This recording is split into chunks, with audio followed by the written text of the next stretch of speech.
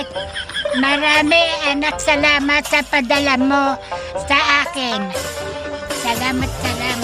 Gatas. Sabihin mo kung ano yan ay. Gatas. Pera. Oh, pakita mo yan. Baka sabihin binulsa ko. Pakita mo. Ayun, binigay mo sa akin. Salamat. Nice. Oh, ano ba yung natanggap mo?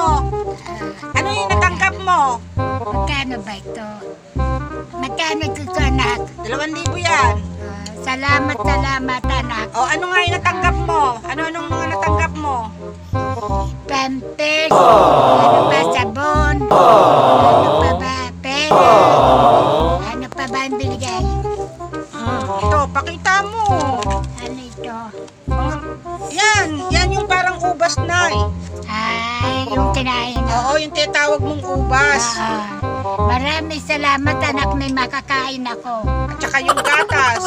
Gatas. Maraming salamat sa'yo. Yan daw pera, pampacheck up mo. Ha? Ah, Pampacheck up mo daw yan. Binigay ni Lisbeth sa'yo yan, pampacheck up mo.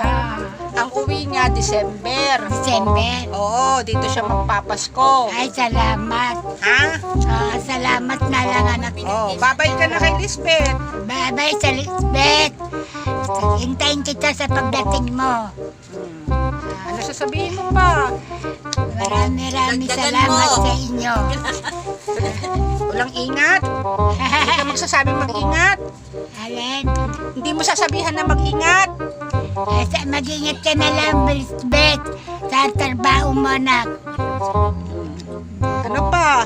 Sige, naka-record yan. Kaya ipapadala ko yan sa kanya. Maraming salamat sa iyo, anak. Puro naman maraming salamat eh. Ano pa? Ha? Naalala kita, anak, mga padala mo. Sige na. O, sabi mo, babay na. Ingat ka dyan palagi. Sabihin Ingat mo. ka na. Ingat ka na lang dyan, anak, ha? Gabi-gabi nagdadasal ako. Nagdadasal kita, pinapray kita. English yun na. Neng, pinagpipray daw niya. Dagdagan mo yung 2K.